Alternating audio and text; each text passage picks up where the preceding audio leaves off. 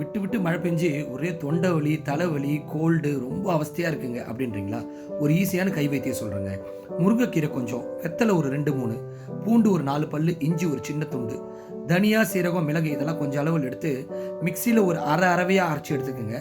இது கூட கொஞ்சம் மஞ்சத்தூளியும் பனவெல்லம் இல்லை நாட்டு சர்க்கரையை போட்டு ஒரு 5 நிமிஷம் கொதிக்க விட்டு எடுத்து அதை வடிகட்டி இளஞ்சூட்டில் குடிச்சிங்கன்னா உங்களுக்கு இந்த பிரச்சனை எல்லாம் உடனே தீர்ந்துருங்க.